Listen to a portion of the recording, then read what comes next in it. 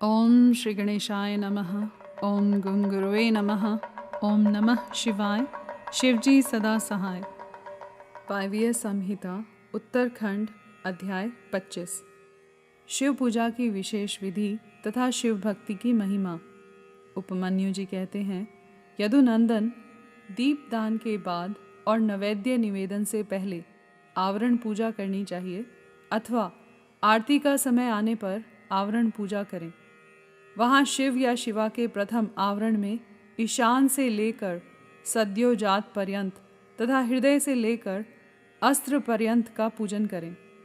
अर्थात ईशान, तत्पुरुष, अघोर, वामदेव और सद्योजात, इन 5 मूर्तियों का तथा हृदय, सिर, शिखा, कवच, नेत्र और अस्त्र, इन अंगों का पूजन करना चाहिए। ईशान में, पूर्व भाग में, दक्षिण में, उत्तर में, पश्चिम में, आग्नेय कोण में, ईशान कोण में, नैऋत्य कोण में, वायव्य कोण में, फिर ईशान कोण में, तत्पश्चात चारों दिशाओं में गर्भावरण अथवा मंत्र संघात की पूजा बताई गई है। या हृदय से लेकर अस्त्र पर्यंत अंगों की पूजा करें। इनके बाह्य भाग में पूर्व दिशा में इंद्र का, दक्षिण दिशा में यम का, पश्चिम दिशा में वरुण का, उत्तर दिशा में कुबेर का, ईशान कोण में ईशान का, अग्नि कोण में अग्नि का, नैऋत्य कोण में नैऋति का, वायव्य कोण में वायु का, नैऋत्य और पश्चिम के बीच में अनंत या विष्णु का तथा ईशान और पूर्व के बीच में ब्रह्मा जी का पूजन करें। कमल के बाह्य भाग में वज्र से लेकर कमल पर्यंत लोकेश्वरों के सुप्रसिद्ध आयुधों का पूर्वादि दिशाओं में क्रमशः पूजन करें।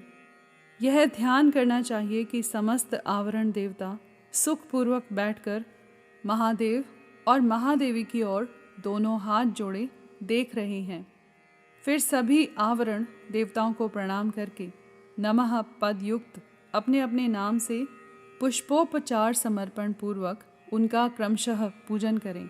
यथा इंद्राय नमः पुष्पम समर्पयामि इत्यादि।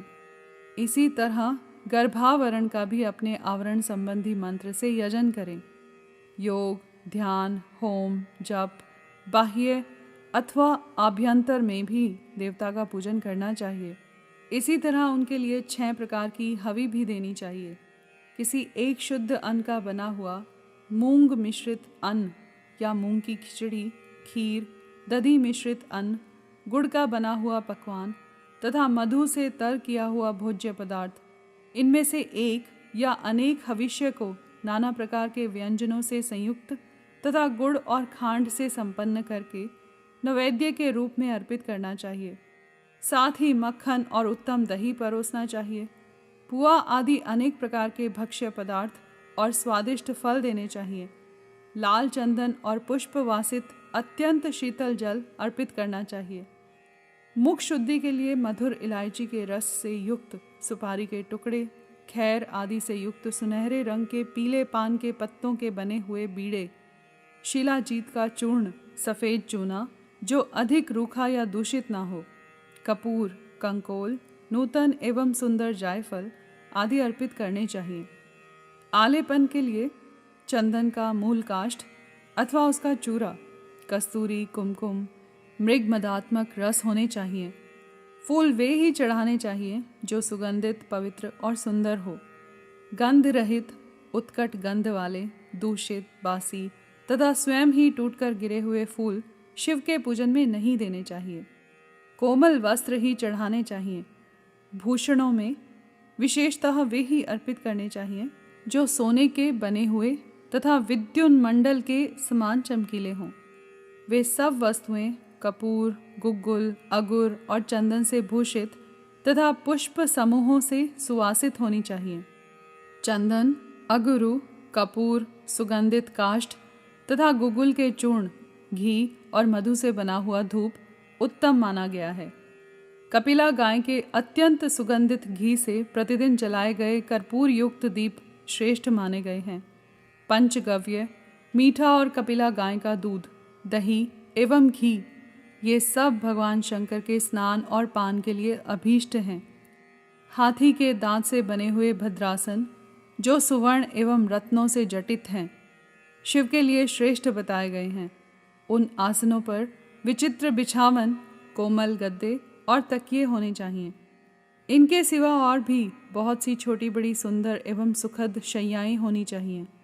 समुद्रगामिनी नदी एवं नद से लाया तथा कपड़े से छान कर रखा हुआ शीतल जल भगवान शंकर के स्नान और पान के लिए श्रेष्ठ कहा गया है।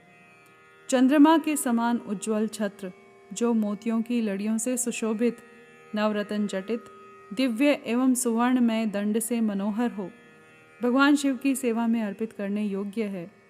सुवर्ण भूषित 2 श्वेत चंवर जो रत्नमय दंडों से शोभायमान तथा 2 राजहंसों के समान आकार वाले हों, शिव की सेवा में देने योग्य हैं। सुंदर एवं स्निग्ध दर्पण जो दिव्य गंध से अनुलिप्त, सब ओर से रत्नों द्वारा आच्छादित तथा सुंदर हारों से विभूषित हो, भगवान शंकर को अर्पित करना चाहिए। उनके पूजन में हंस, कुंद एवं चंद्रमा के समान उज्ज्वल तथा गंभीर ध्वनि करने वाला शंख का उपयोग करना चाहिए, जिसके मुख और पृष्ठ आदि भागों में रत्न एवं सुवर्ण जड़े गए हों। शंख के सिवा नाना प्रकार की ध्वनि करने वाले सुंदर काहल यानी वाद्य विशेष जो सुवर्ण निर्मित तथा मोतियों से अलंकृत हो, बजाने चाहिए। इनके अतिरिक्त भेरी, मृदंग, मुरज, तिमिच और पटह आदि बाजे भी जो समुद्र की गर्जना के समान ध्वनि करने वाले हों, यत्नपूर्वक जुटाकर रखने चाहिए। पूजा के सभी पात्र और भांड भी सुवर्ण के ही बनवाएं। परमात्मा महेश्वर शिव का मंदिर राजमहल के समान बनवाना चाहिए, जो शिल्प शास्त्र में बताए हुए लक्षणों से युक्त हो। वह ऊंची 4 दीवारी से घिरा हो, उसका गोपुर इतना ऊंचा हो कि पर्वताकार दिखाई दे। वह अनेक प्रकार के रत्नों से आच्छादित हो, उसके दरवाजे के फाटक सोने के बने हुए हों। उस मंदिर के मंडप में तपाए हुए सोने तथा रत्नों के सैकड़ों खंभे लगे हों। चंदोवे में मोतियों की लड़ियां लगी हुई हों। दरवाजे के फाटक में मूंगे जड़े गए हों। मंदिर का शिखर सोने के बने हुए दिव्य कलशाकार मुकुटों से अलंकृत एवं अस्त्र राज त्रिशूल से चिन्हित हो। न्यायोपार्जित द्रव्यों से भक्ति पूर्वक महादेव जी की पूजा करनी चाहिए। यदि कोई अन्यानोपार्जित द्रव्य से भी भक्ति पूर्वक शिव जी की पूजा करता है तो उसे भी कोई पाप नहीं लगता, क्योंकि भगवान भाव के वशीभूत हैं। न्यायोपार्जित धन से भी यदि कोई बिना भक्ति के पूजन करता है तो उसे उसका फल नहीं मिलता, क्योंकि पूजा की सफलता में भक्ति ही कारण है। भक्ति से अपने वैभव के अनुसार भगवान शिव के उद्देश्य से जो कुछ किया जाए, वह थोड़ा हो या बहुत, करने वाला धनी हो या दरिद्र, दोनों का समान फल है। जिसके पास बहुत थोड़ा धन है, वह मानव भी भक्ति भाव से प्रेरित होकर भगवान शिव का पूजन कर सकता है, किंतु महान वैभवशाली भी यदि भक्तिहीन है तो उसे शिव का पूजन नहीं करना चाहिए। शिव के प्रति भक्तिहीन पुरुष यदि अपना सर्वस्व भी दे डाले तो उससे वह शिव आराधना के फल का भागी नहीं होता, क्योंकि आराधना में भक्ति ही कारण है। भक्त्या प्रचोदितः कुर्यादल्पवित्तोऽपि मानवः महाविभव सारोऽपि न कुर्याद् भक्तिवर्जितः सर्वस्वमपि यो दद्याच्छिवे भक्ति विवर्जितः न तेन फलभाग स स्याद् भक्तिरेवात्र कारणम। शिव के प्रति भक्ति को छोड़कर कोई अत्यंत उग्र तपस्याओं और संपूर्ण महायज्ञों से भी दिव्य शिवधाम में नहीं जा सकता। अतः श्री कृष्ण सर्वत्र परमेश्वर शिव के आराधन में भक्ति का ही महत्व है। यह गुह्य से भी गुह्यतर बात है, इसमें संदेह नहीं है।